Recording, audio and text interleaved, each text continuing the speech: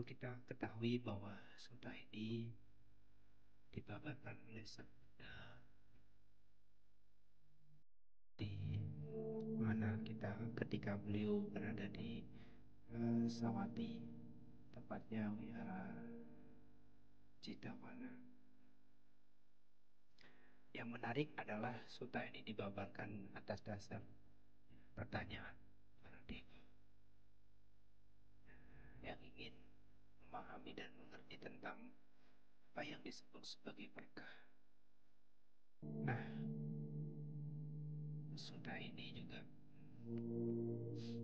kalau kita lihat, sesungguhnya Sutta juga yang berhubungan dengan berkah ini. Ada satu sutta yang justru malah sebaliknya, yaitu yang membawa pada kemerosotan. Kalau Manggala Sutta berhubungan dengan apa yang membawa berkah dalam hidup ini.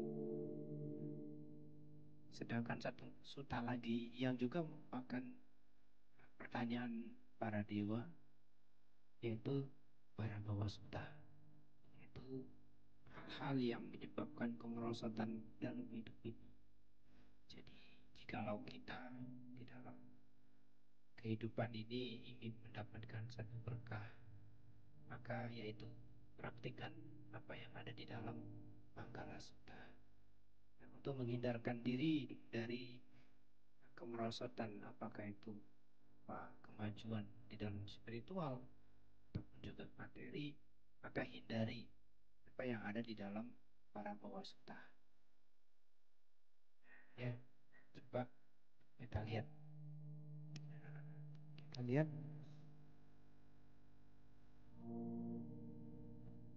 di sini memang dijelaskan banyak dewa dan manusia yang berselisih paham tentang berkah yang diharap membawa keselamatan. Terangkanlah apakah berkah utama itu.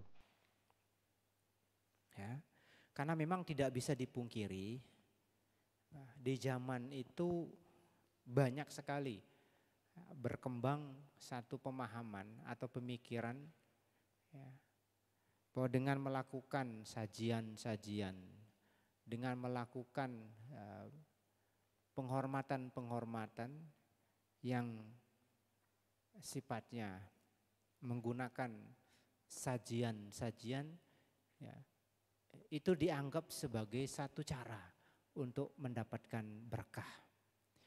Nah, ini bahaya Bapak Ibu saudara-saudara sekalian. Karena apa? Bahwa bahkan sampai sekarang, ya, hal-hal seperti ini masih berkembang dan mungkin juga akan terus berkembang di dalam kehidupan sosial masyarakat kita. Kenapa? Karena umat manusia pada prinsipnya mereka lebih memilih cara-cara yang mereka anggap cepat atau instan untuk mendapatkan sesuatu apa yang ingin mereka peroleh.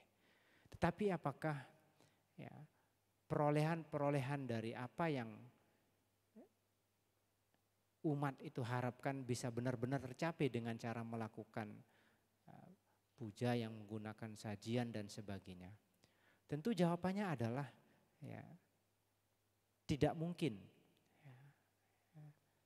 Tidak mungkin bisa tercapai, apalagi sampai pada poin-poin yang kadang-kadang, ya, menggunakan sajian yang harus mengorbankan makhluk hidup lain. Tentu ini justru malah akan membawa malapetaka bagi kemajuan kita di dalam spiritual itu sendiri. Dan juga tentu di dalam kehidupan kita sehari-hari. Karena apa? Ya, kalau sudah sampai mengarah kepada pembunuhan, ya, menggunakan sajian yang harus membunuh makhluk hidup, tentu ini membawa satu hal yang tidak baik dan tentu merupakan salah satu bentuk daripada pelanggaran sila itu sendiri. Nah, ini penting Bapak Ibu saudara-saudara sekalian, ketika kita mengharapkan sesuatu, maka tidak cukup hanya sekedar kita itu berdoa. Tidak cukup kita itu sekedar hanya mengharapkan. Ya. Kalau sekedar hanya kita mengharapkan, ya hanya harapan dan harapan yang ada. Tetapi untuk bisa tercapai menjadi sebuah kenyataan, itu dibutuhkan suatu kerja, dibutuhkan satu usaha. Dan tentu ini penting untuk kita lakukan yang namanya daya upaya, usaha, kerja keras untuk mencapai itu. Coba kita lihat kemudian poin yang merupakan bait pertama dari sutta ini, yaitu tak bergaul dengan orang yang dungu ya, atau yang tidak bijaksana. Bergaul dengan mereka yang bijaksana, menghormati kepada mereka yang patut dihormati. Itulah berkah utama. Ya. Tak bergaul dengan orang yang dungu atau yang bijaksana. Ya. Kenapa ini begitu besar pengaruhnya terhadap kehidupan kita, Bapak Ibu Saudara-saudara sekalian? Ya. Karena ini bisa mempengaruhi, ya, bisa membawa kita pada hal-hal yang dungu, ya, hal-hal yang menjadi satu sebab daripada kemerosotan atau ketidakmajuan di dalam hidup itu sendiri.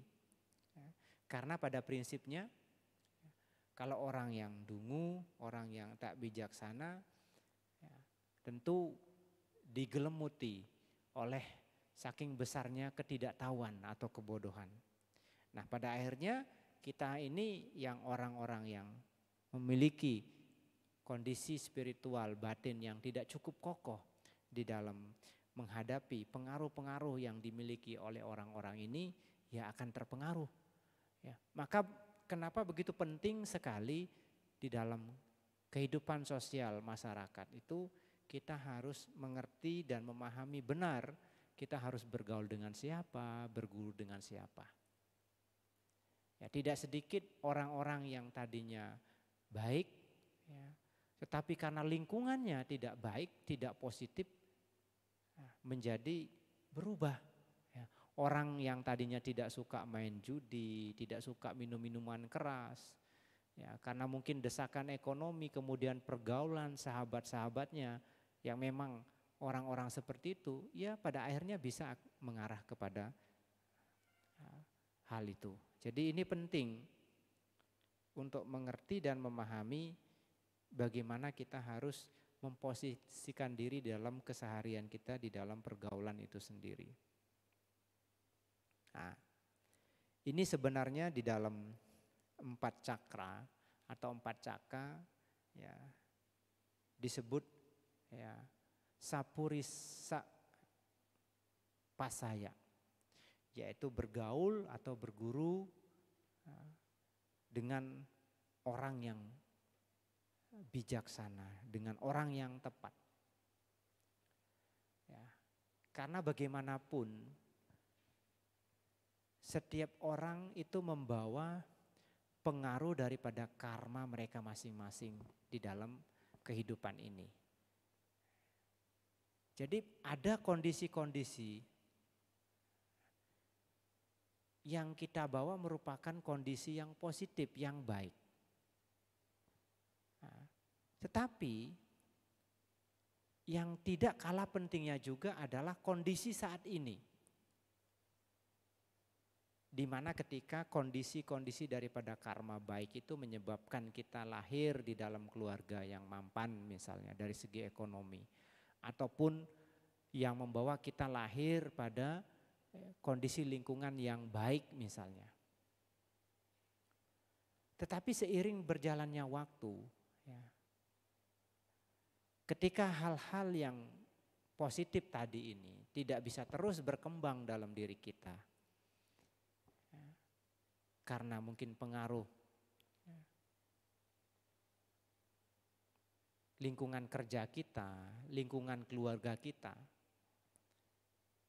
sehingga hal-hal seperti ini terbuka sekali kemungkinan untuk menguasai dan merubah karakter dan sifat kita.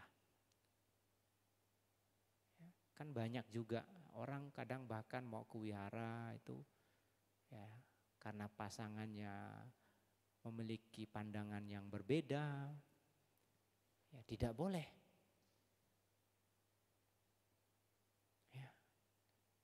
Padahal ya, sesama agama Buddha misalnya, karena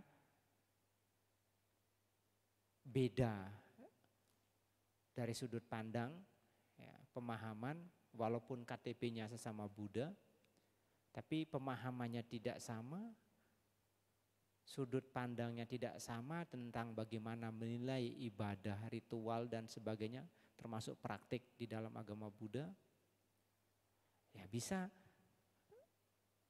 memberikan pengaruh yang tidak baik. Ya. Jadi penting ya memiliki pergaulan, ya, termasuk juga berguru atau pendidik yang tepat itu penting. Ya. Kemudian yang selanjutnya adalah hidup di tempat yang sesuai. Berkat jasa-jasa dalam kehidupan yang lampau. Menuntun diri ke arah yang benar, itulah berkah utama. Ya, hidup di tempat yang sesuai. Ya. Kemudian menuntun diri ke arah yang benar. Ya. Patirupa desa, ya, wasoca, ya, hidup di tempat yang sesuai atau bertempat tinggal di tempat yang sesuai. Ya. Kita bisa dilahirkan di keluarga yang mampan, yang baik, tentu itu tidak terlepas daripada pengaruh karma baik masa lampau. Maka disebut patirupa desa wasoca, ya, pubeca kata punyata. Ya. Pubeca kata punyata itu artinya memiliki timbunan karma baik masa lampau. Ini satu hal yang menjadikan hidup ini berbeda dengan ya, orang lain. Jadi artinya kalau kita memiliki timbunan karma baik masa lampau, nah pasti kondisi dan kualitas kehidupan kita di kelahiran ini ya, akan berbeda. Artinya kita ya lahirnya di dalam keluarga yang mampu, yang mampan, yang serbain, mudah, tidak banyak kesulitan yang dihadapi. Tetapi yang tidak kalah pentingnya seperti yang sudah saya katakan tadi, setelahnya. Apakah ini bisa bertahan atau tidak, bisa terus berkembang atau tidak, ditentukan oleh kehidupan saat ini. Jadi tugas daripada karma baik masa lampau adalah mengantarkan kita pada kelahiran di dalam keluarga yang sesuai, ya, sehingga kita mampu berkembang dengan baik. Tetapi kalau pengaruh-pengaruh yang tidak baik, apakah itu dari pergaulan, dari lingkungan yang kita miliki, ya, itu besar, ya bisa mempengaruhi. Seperti yang saya katakan tadi. Nah, kemudian menuntun diri ke arah yang benar, atta sama panidi. Atta itu ya diri, sama itu baik, ya. Kemudian panidi itu mengarahkan diri. Artinya mengarahkan diri dengan baik. Bagaimana di dalam keseharian kita agar kita mampu mengarahkan diri dengan baik? Nah, penting untuk dipahami di dalam berkah, di dalam keseharian kita, di dalam kehidupan kita, itu bisa terwujud, bisa kita peroleh, ya tak terlepas dari ya, apakah kita mampu atau tidak mengarahkan diri secara benar. Ya. Karena kalau di dalam keseharian kita tidak mampu mengarahkan diri kita secara benar, maka untuk menjalankan, untuk mempraktikkan apa yang ada di dalam Manggala Sutta ini, ya jadi sulit. Ya. Misalnya untuk berdana, untuk menjalankan sila, untuk melaksanakan samadhi. Itu satu hal yang sangat sulit kalau kita tidak mampu mengarahkan diri ke arah yang baik, arah yang benar tadi. Nah, maka di dalam jalan tengah berunsur 8, itu ada yang disebut daya upaya benar atau sama wayamu. Apa itu sama wayamu? Ya, daya upaya benar itu sendiri. Bagaimana ya, sebuah daya upaya yang benar ini di dalam kehidupan kita sehari-hari. Simpel saja Bapak Ibu saudara-saudara sekalian, ada 4 poin di situ. Yang pertama adalah berusaha untuk menghindarkan diri dari hal-hal yang tidak baik yang pernah kita lakukan, itu dulu. Jadi ketika kalau dalam keseharian kita suka membunuh, suka mencuri, suka mabuk, ya, minuman keras dan sebagainya, itu dihindari. Jadi apapun bentuk daripada keburukan atau akusala kama yang di dalam kehidupan sehari-hari ini pernah kita lakukan atau sering kita lakukan, ini harus di stop dulu. Harus ya, kerannya ditutup dulu.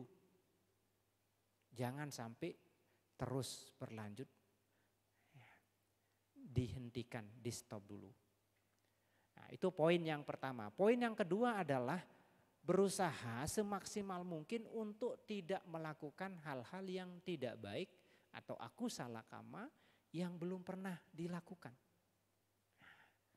Kalau hal-hal yang tidak baik, yang sering atau yang pernah dilakukan tidak dilakukan lagi, kemudian hal-hal yang tidak baik atau yang buruk atau akusala kama, perbuatan yang buruk yang belum pernah dilakukan, tidak dilakukan.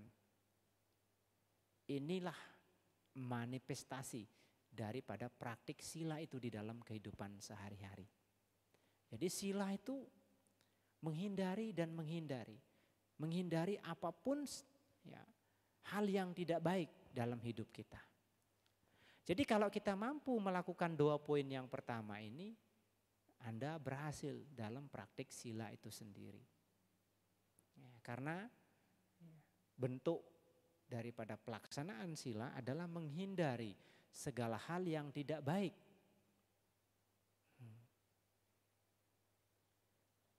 Kemudian yang ketiga adalah berusaha untuk mengembangkan diri untuk mempraktikkan, menjalankan hal-hal yang baik yang belum pernah dilakukan.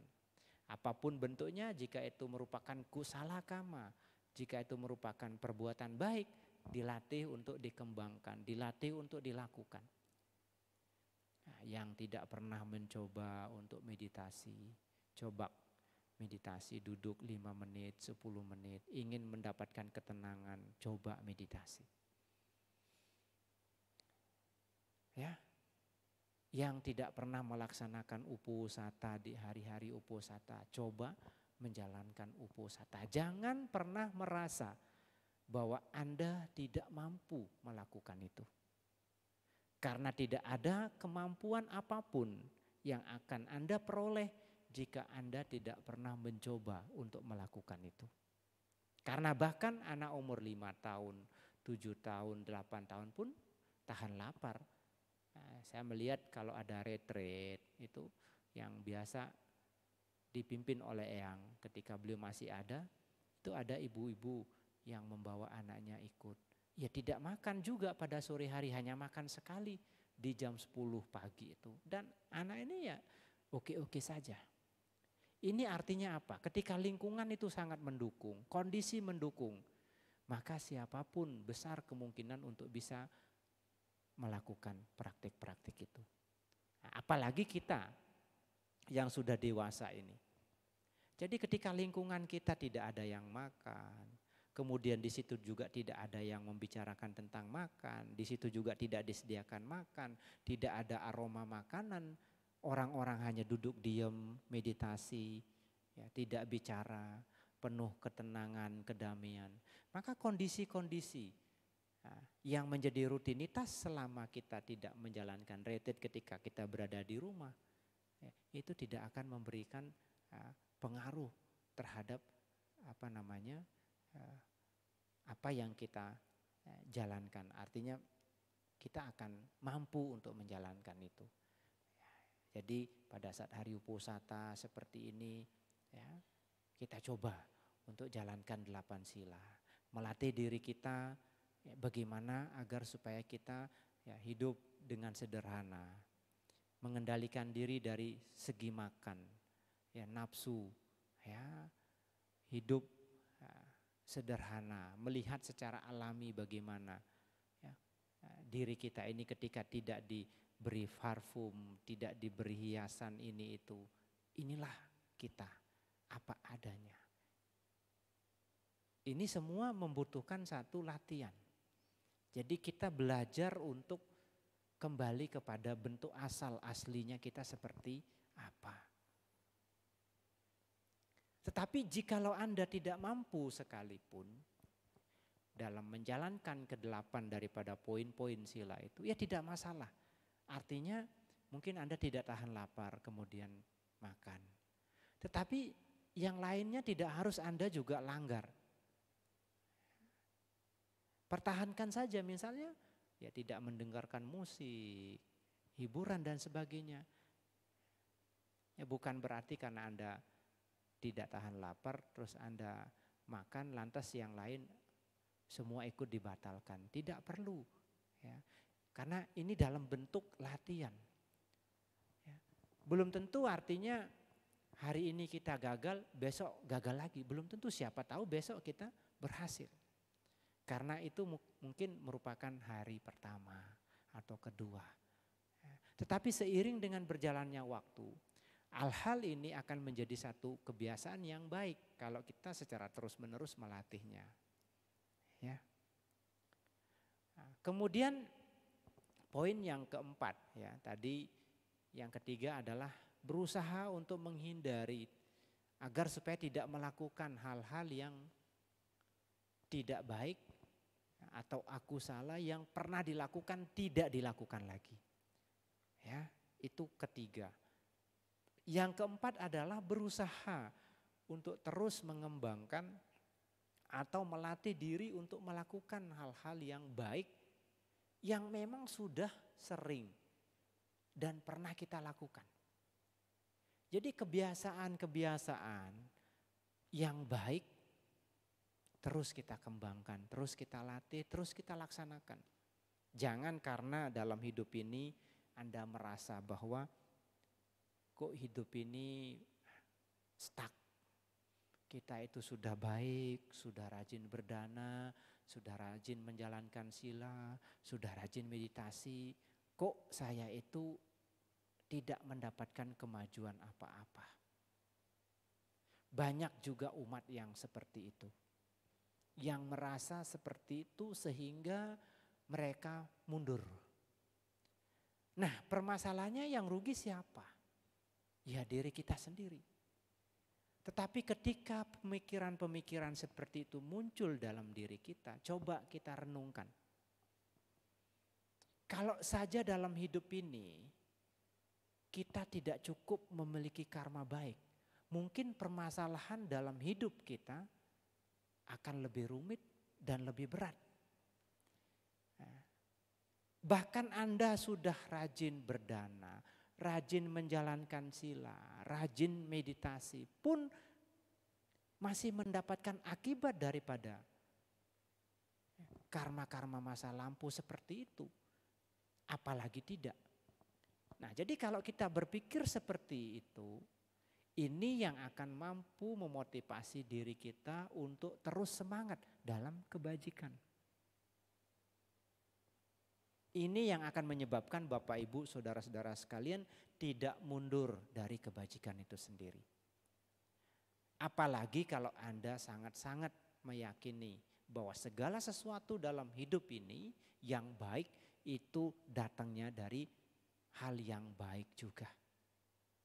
Artinya tidak ada satu hal berupa keberuntungan, berupa hoki, berupa kebahagiaan, berupa kesuksesan yang datang dari keburukan. Semua hal yang baik dalam hidup ini datang dari kebaikan itu sendiri. Jadi kalau sudah ada pemahaman seperti ini, seberapapun sulitnya hidup kita, kita tidak akan menyerah dalam melakukan perbuatan baik. Ini Bapak Ibu saudara-saudara sekalian maknanya jikalau kita itu paham dan mengerti dhamma. Ya kalau kita hanya belajar dari segi kulitnya saja, ya, atau seperti contohnya menjalankan ritual saja, ya pemahaman-pemahaman seperti ini ya, sulit berkembang dalam diri kita. Dan kebanyakan masyarakat itu kan seperti itu, ya, tekun menjalankan ritual, pagi sore, ya, sembayang.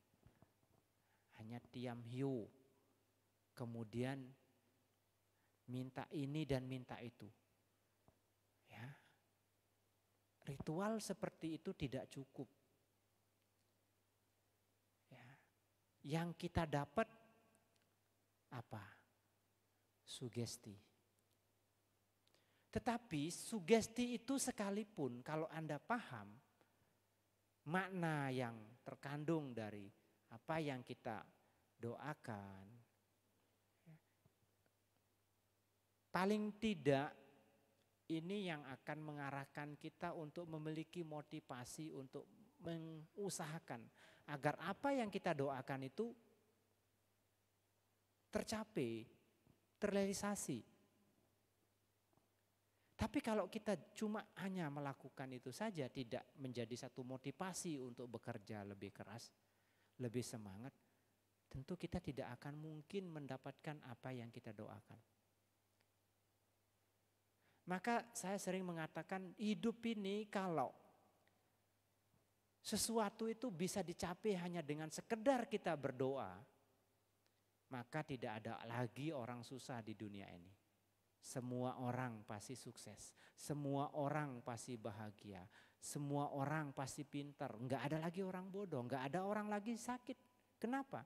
Bahkan ketika kita bangun dari tempat tidur, belum berdiri sekalipun, harapan doa itu sudah keluar dari mulut kita. Semoga hari ini toko saya ramai, semoga hari ini saya ya banyak dapat customer, semoga hari begitu banyak doa yang kita ucapkan. Tetapi tidak cukup di situ Bapak Ibu saudara-saudara sekalian. Kita harus berusaha menjemput apa yang menjadi doa kita. Dengan cara bagaimana? Berusaha, bekerja keras. Ya, semaksimal mungkin yang bisa kita lakukan. Ini ya, seorang umat Buddha yang mengerti dan paham. Nah, kalau prinsipnya hanya dengan berdoa bisa tercapai, maka ya siapa yang enggak mau duduk manis saja, tidak usah ngapa-ngapain, ya, di rumah saja, tidak usah bekerja. Tidak seperti itu. Semua hal ya, bisa terwujud, bisa tercapai ya, karena dukungan daripada faktor karma yang kita lakukan. Tentu adalah karma yang baik. Ya, jadi itu ya dari berkah sebagian daripada apa yang menjadi isi dalam Manggala Sutta. Jadi ini penting untuk dalam keseharian ya kita harus kembangkan. Jadi apa yang ada di dalam berkah utama Manggala ya, atau Manggala Sutta ini adalah satu hal yang mesti kita praktikkan di dalam kehidupan sehari-hari, yang mesti kita jalankan ya. Jadi tidak cukup dia hanya sekedar dibaca ya. Dia akan membawa berkah ya kalau benar-benar kita praktikkan. Jadi di dalam agama Buddha itu ya apa yang kita baca, yang sering juga kita sebut sebagai doa, ya, itu harus dipraktikkan. Karena sifatnya bukan meminta-minta. Ya. Apapun bentuknya itu kalau kita tidak memiliki pendukung karma baik, ya sulit bisa terwujud. Ya, jadi oleh karenanya di dalam keseharian kita, bagaimana caranya agar supaya kita mampu menghindarkan diri dari hal-hal yang membawa pada kemerosotan, apa yang ada di dalam para bawa suta yang merupakan suta ya, yang berlawanan, bertentangan dengan apa namanya Manggala Suta, berpasangan. Ya, selalu kalau kita melihat ajaran itu banyak yang sifatnya berpasangan, seperti misalnya Pancasila, Pancadama.